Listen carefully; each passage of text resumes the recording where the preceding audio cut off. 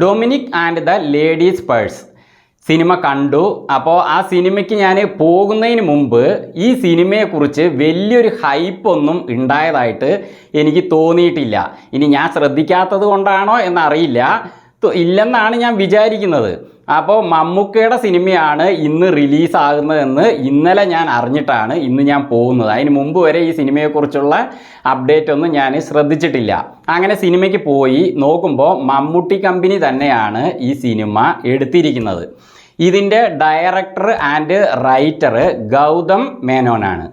അപ്പോൾ ഗൗതം മേനോൻ്റെ സിനിമയാണെന്ന് ഞാൻ ആദ്യം തന്നെ പേരിടുമ്പോഴാണ് മനസ്സിലാക്കിയത്. അപ്പം ഞാനിത് പോകുന്നതിന് മുമ്പ് വിചാരിച്ചു Dominic and the ladies purse എന്ന് കണ്ടപ്പോൾ ഇതെന്തോ ഒരു ലേഡീസ് കുറേ സിനിമയിൽ ഉണ്ടാവും, അങ്ങനത്തെ ഒരു ഗണത്തിൽപ്പെട്ട ഒരു സിനിമയാണ്. അതായത് കാമുകിമാർ കുറേ ഉണ്ട്, അങ്ങനത്തെ ഒരു രീതിയിൽ പോകുന്ന ഒരു ജോണറിലുള്ള പടമാണെന്നാണ് ഞാൻ വിചാരിച്ചത്. പക്ഷെ അതൊന്നുമല്ല. കാരണം ഗൗതം മേനോൻ്റെ സിനിമ എന്ന് പറയുമ്പോൾ തന്നെ അടിപിടി ക്രൈം കാര്യങ്ങളൊക്കെ ഉണ്ടാകുമെന്നുള്ള കാര്യം ഉറപ്പാണ്. അപ്പം ഞാൻ പ്രതീക്ഷിച്ച പോലെ തന്നെ ഇതൊരു കുറ്റാന്വേഷണ സിനിമയാണ്, ക്രൈം ത്രില്ലർ മൂവി തന്നെയാണ്.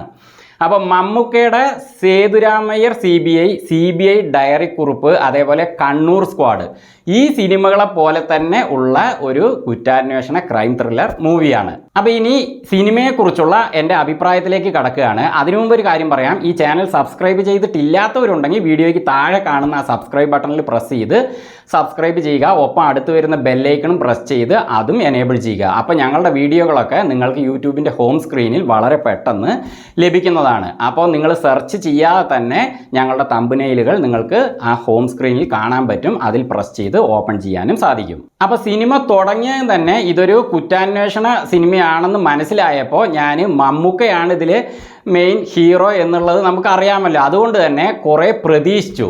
ഞാൻ പ്രതീക്ഷിച്ച പോലെ തന്നെ എൻ്റെ പ്രതീക്ഷകൾക്ക് ഒട്ടും കോട്ടം സംഭവിച്ചില്ല. കാരണം നല്ലൊരു ക്രൈം ത്രില്ലർ മൂവിയാണ്.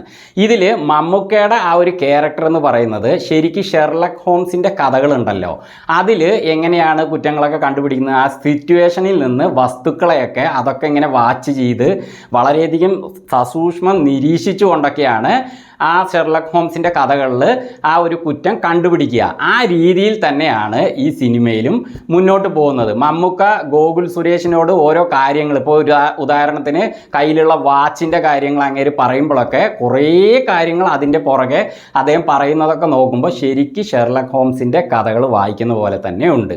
അപ്പോൾ അത് നല്ല രീതിയിൽ ഈ സിനിമയിൽ വർക്കൗട്ട് ചെയ്തിട്ടുണ്ട്. പിന്നെ സിനിമ ആദ്യം മുതൽ അങ്ങനെ മുന്നോട്ട് പോകുമ്പോൾ ഒരു സ്ലോ അനുഭവപ്പെടുന്നുണ്ട് കേട്ടോ. ഒരു ലാഗ് ഫീൽ ചെയ്യാൻ സാധ്യത വരുന്നുണ്ട്. പക്ഷേ ആ ലാഗ് ഫീൽ ചെയ്യാതിരിക്കാൻ ഈ സിനിമയിൽ ഉപയോഗിച്ചിരിക്കുന്ന മാർഗം എന്താണെന്ന് വെച്ചാൽ കോമഡിയാണ്. ഈ സിനിമയുടെ ആദ്യം മുതൽ അവസാനം വരെയും കോമഡി ഉണ്ട്.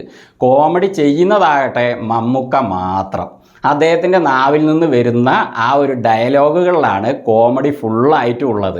അല്ലാതെ ഈ സിനിമയിൽ വേറെ ആരെങ്കിലും വന്നിട്ട് കോമഡിയൊന്നും ചെയ്യുന്നില്ല. മമ്മൂക്ക മാത്രം ഒരു വൺ മാൻ ആർമി പോലെ ഈ സിനിമയിൽ കോമഡി അങ്ങോട്ട് ഏറ്റെടുത്തിരിക്കുകയാണ്. നല്ല കോമഡി ഈ സിനിമയിൽ അദ്ദേഹം പറയുന്നുണ്ട്. ഇനി ഇതിലെ ക്യാരക്ടറുകളെ കുറിച്ച് പറയുകയാണെങ്കിൽ മമ്മൂക്കയെക്കുറിച്ച് ആദ്യം തന്നെ പറയാം. ആദ്യം തന്നെ എനിക്കൊന്നും പറയാനില്ല അദ്ദേഹത്തെക്കുറിച്ച്. കാരണം മമ്മൂക്കയാണ് ഈ സിനിമയിലെ ഹീറോ. പിന്നെ അദ്ദേഹത്തിൻ്റെ അഭിനയം എങ്ങനെയായിരിക്കുന്നു ഞാൻ പറയേണ്ടതില്ലല്ലോ. മമ്മൂക്ക പൊളിച്ചിട്ടുണ്ട്. അതേപോലെ ഗോകുൽ സുരേഷ് കക്ഷിക്ക് കൊടുത്തിരിക്കുന്ന റോളും നന്നായിട്ട് പുള്ളി മമ്മൂക്കയുടെ ഒപ്പം തന്നെ നിന്നുകൊണ്ട് ചെയ്യുന്ന ഒരു ഹെൽപ്പർ മോഡലിൽ നന്നായിട്ട് ചെയ്തിട്ടുണ്ട്. പിന്നെ ഇതിൽ മറ്റൊരു ആളാരാന്ന് പറഞ്ഞാൽ ഇതിലെ ഹീറോയിൻ എന്ന് പറയാം, സുഷ്മിത ഭട്ടാണ്. അവർ പൊളിച്ചിട്ടുണ്ട് കേട്ടോ. അവരുടെ ആ ഒരു സംസാരം, ഒരു തമിഴ് കലർന്ന സംസാരം, അവരുടെ എക്സ്പ്രഷൻസ് എല്ലാം തന്നെ നന്നായിട്ട് വന്നിട്ടുണ്ട്. സുഷ്മിത ഭട്ട് ഈ സിനിമയിൽ ഒരു അത്യുഗ്രൻ ക്യാരക്ടറാണ്. അവർ നന്നായിട്ട് ചെയ്തിട്ടുണ്ട്. അപ്പോൾ ക്രൈം ത്രില്ലർ മൂവി ആകുമ്പോൾ നമ്മൾ ആദ്യം തന്നെ ഇന്ന ആളായിരിക്കും ഇത് ചെയ്തിട്ടുണ്ടാവുക, ഈ ഒരു ക്രൈം ചെയ്തിട്ടുണ്ടാവുക, അല്ലെങ്കിൽ ഇന്ന ആളായിരിക്കും കില്ലർ എന്നൊക്കെ നമ്മൾ തന്നെ ഒന്ന് ഗസ് ചെയ്യുമല്ലോ.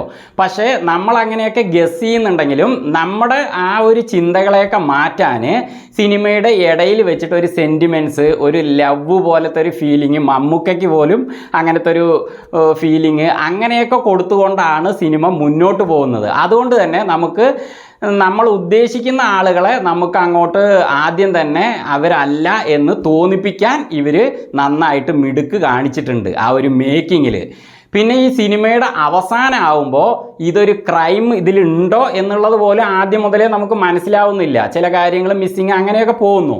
പക്ഷേ അവസാനം ആവുമ്പോൾ ഇങ്ങനെ ആയിരിക്കുമെന്ന് നമ്മുടെ ഈ സിനിമ കാണാൻ തുടങ്ങിയത് മുതൽ ഇതിൻ്റെ ഒരു 80% സിനിമ എത്തിയത് വരെയും നമുക്ക് ഒരിക്കലും ഗസ് ചെയ്യാൻ പറ്റാത്ത രീതിയിലാണ് ഇത് മേക്ക് ചെയ്തിരിക്കുന്നത്. ഈ സിനിമയുടെ അവസാനം കാണിക്കുന്ന ആ ഒരു ക്ലൈമാക്സ് ഉണ്ടല്ലോ, അത് നമ്മൾ ഒരിക്കലും തന്നെ ഇങ്ങനൊരു ക്ലൈമാക്സിൽ എത്തുമെന്ന് നമുക്ക് ഒട്ടും ഊഹിക്കാൻ പറ്റില്ല. ആ രീതിയിലുള്ളൊരു ക്ലൈമാക്സ് ആണ് ഈ സിനിമയിൽ കൊടുത്തിരിക്കുന്നത്.